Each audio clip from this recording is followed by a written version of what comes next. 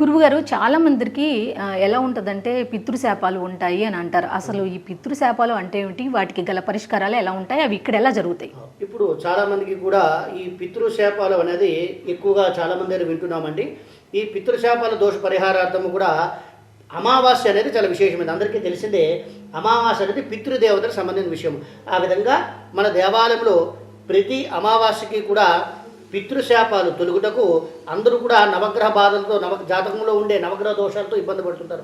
అటువంటి జాతకంలో ఉండే నవగ్రహ దోషాలు తొలుగుటకు, జాతకంలో ఉండే పితృశాపాలు తొలుగుటకు మన దేవాలయంలో ప్రతి అమావాస్యకి కూడా ఉదయం 10 గంటలకు విశేషంగా హోమ కార్యక్రమము మరియు హోమం తర్వాత అన్నదాన కార్యక్రమం, అన్నప్రసాద కార్యక్రమం కూడా చేయడం జరుగుతుందండి.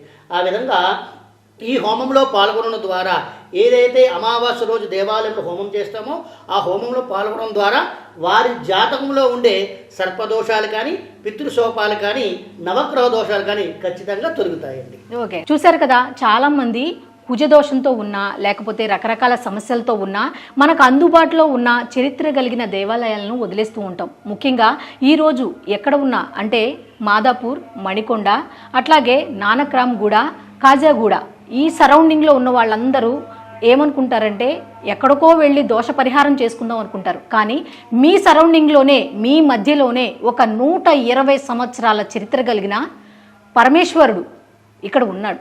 సో మన సమస్యల పరిష్కారానికి ఎక్కడికో వెళ్ళటం కాదు, ఇక్కడికి రండి.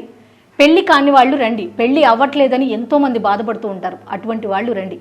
అలాగే పిల్లలు చెప్పిన మాట వినట్లేదని చాలామంది తల్లిదండ్రులు ఇప్పుడు ఉన్న సమస్యల్లో మెయిన్ ఏంటంటే పిల్లలు ఎంత బాగా చదివినా కూడా మా పిల్లలు మానసిక పరిస్థితి సరిగ్గా లేదు, సరిగ్గా వాళ్ళు మాట వినట్లేదు, చెప్పిన మాట వినట్లేదని తల్లిదండ్రులు చాలా వరకు బాధపడుతూ ఉంటారు. అటువంటి వాళ్ళు ఇందాక స్వామీజీ ఒక మాట చెప్పారు, ఆ పిల్లలతో వచ్చి ఇక్కడ అభిషేకం చేయిస్తే బుద్ధి బలం పెరుగుతుంది. ఇక్కడ బుధగ్రహం సంబంధించిన మహిమాన్వితమైన ప్రదేశం ఇది. సో బుద్ధి బలం అనేది పెరుగుతుంది అని చెప్తున్నారు. సో ఎటువంటి సమస్య ఉన్నా భార్యాభర్తలు పోట్లాడుకుంటూ ఉంటారు, వాళ్ళిద్దరి మధ్య సఖ్యత ఉండదు. అటువంటి వాళ్ళు కానివ్వండి, పెళ్ళిళ్ళు వివాహాలు కాక చాలామంది బాధపడుతూ ఉంటారు, ఇక ఉద్యోగం రాక చాలామంది బాధపడుతూ ఉంటారు, పిల్లలు మాట వినట్లేదని కొంతమంది బాధపడుతూ ఉంటారు, లేకపోతే లైఫ్లో సెటిల్ అవ్వలేదు, మా లైఫ్లో ఏంటి ఇట్లా ఉన్నాయని చాలామంది బాధపడుతూ ఉంటారు, వ్యాపారాలు చేయలేకపోతున్నామే, అభివృద్ధి జరగట్లేదే, డెవలప్మెంట్ అవ్వట్లేదని చాలామంది బాధపడుతూ ఉంటారు. సో ఈ ఆలయానికి రండి.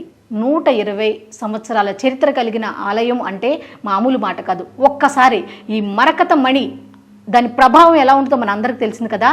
ఈ మరకత శివలింగాన్ని ఒక్కసారి సందర్శించండి, స్వామివారి అనుగ్రహాన్ని పొందండి, మీ సమస్యలు పరిష్కరించుకోండి.